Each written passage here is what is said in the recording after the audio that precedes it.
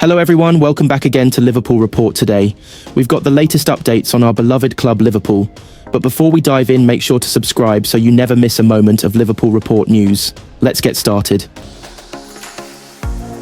After Alexander Isak had lost Virgil van Dijk and half-volleyed Newcastle United towards a first domestic trophy in 70 years, Mohamed Salah put his hand on his hips and trudged silently back upfield.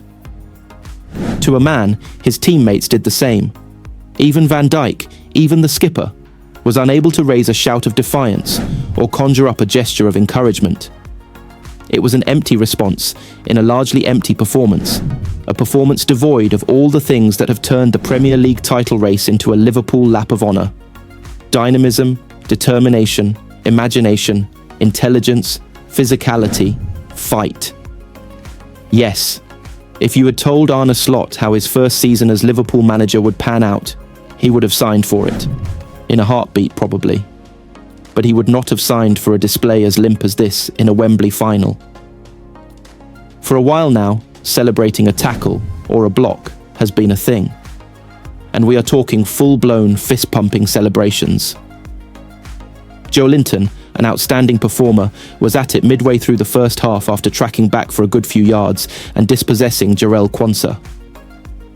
Considering it was a relatively routine piece of work, his primal scream was a bit much, but Joelinton's roar was a loud symbol of the difference between these two sides. In the 52 minutes it took for Newcastle to take a 2-goal lead, the opener a thumping header from Dan Burn, late in the first half they were so much more intense, so much more committed, so much more aggressive. It was startling. Quite simply, the Premier League champions-elect were, up until the final throes of the match, a passive shambles of a side. Clearly, there was a physical issue in play, that extra time against a supremely fit Paris Saint-Germain taking an obvious toll. Newcastle's midfield made Liverpool's midfield look ponderous. And there must surely have been psychological factors involved, the dramatic nature of their Champions League exit, creating an inevitable sense of deflation. Plus, with the Premier League title as good as sealed, perhaps one or two, subconsciously, feel their hard work is done. And to a certain extent, of course, it is. The pain of this loss was immediate, but there can be no diluting Liverpool's Premier League achievement. And when the season is over, they will be able to reflect on it with pride. But you have to wonder if there will be any ramifications from this one day.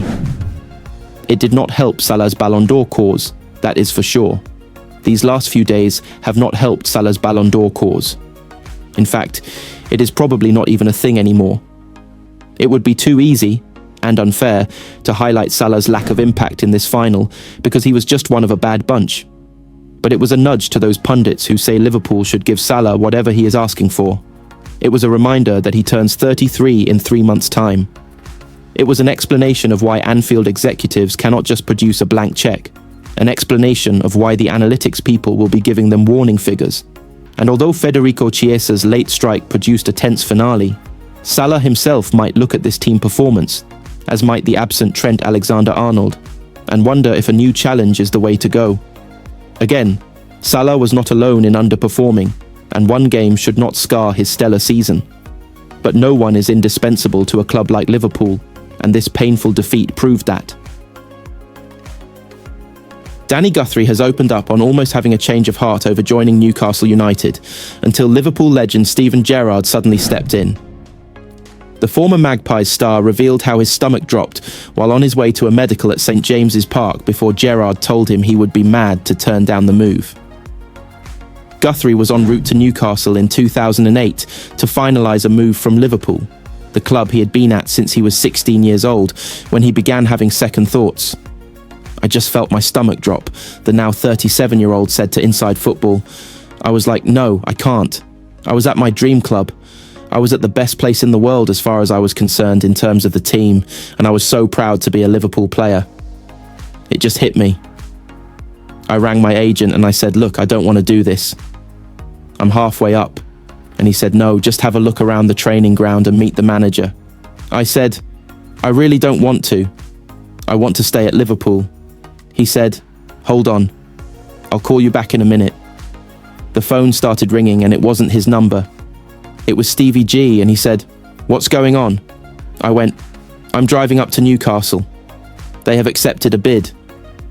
He said, "That's amazing." I was like, "I don't know." He said, "You're mad. That is a proper football club up there. Go up there, establish yourself as your own man, your own player. Go and be the man in someone else's team. Build that confidence. Establish yourself in the Premier League. You never know what the future holds, but don't be somebody who fizzles out at a big club." That was it. As soon as he put the phone down, I went, "Yeah, you're right," and I signed for Newcastle.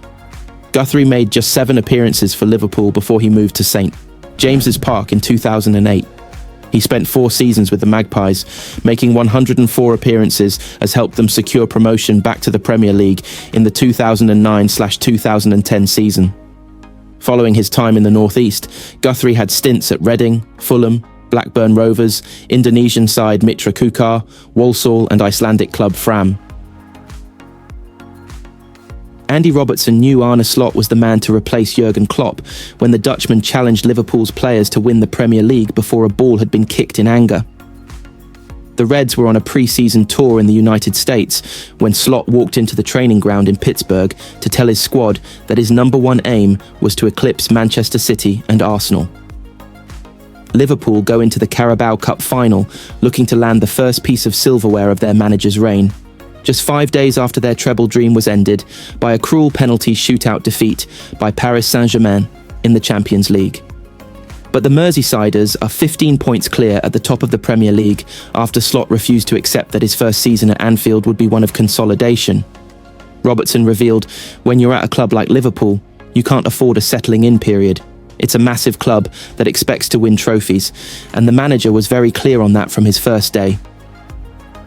I remember his first meeting in America, and he basically said, "We finished 3rd last season and the season before, but we now want to finish above the other 2. So, in his mind, it was clear that he was coming to win trophies. It wasn't like he'd be happy with the top 4. It remains to be seen whether we do win trophies, but he's put us in hell of a good place to try to achieve that." When the manager and the coaches took the job, I think their remit was, we want to win trophies. We want Liverpool to be successful and not just by finishing in the top 4. The players could get on board with that. At the same time, the manager came into a changing room and saw players that expect and are hungry to win trophies. We got off to a good start and that momentum has carried on, but there's still 9 games to go in the league and we've got a lot of work to do. But as we sit here today, we're in a really good spot. Klopp rated dramatic extra-time victory over Chelsea in last year's Carabao Cup final as one of the biggest achievements of his reign, given Liverpool went to Wembley with a team full of youngsters after being ravaged by injury. Slot's task will be to make sure the physical and psychological damage of losing to PSG don't undermine his bid to land the first part of a double. Liverpool have not lost to Newcastle in their last 17 meetings, but a thrilling 3-3 draw between the 2 teams at St James's Park means the champions-elect will be on their guard. Robertson said, "We probably should have won the tie against PSG inside 90 minutes, but in extra time they looked stronger, and penalties are always a lottery. It was disappointing to go out, but you have to move on, and we've got a chance to do that at Wembley.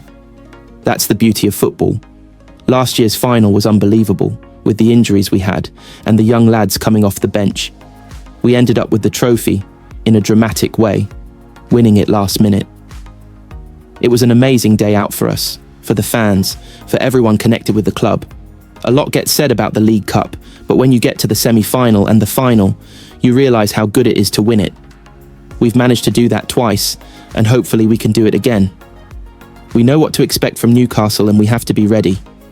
That 3-3 was probably one of the toughest games we've had this season, and we're going to need to be at our best to get our hands on the trophy.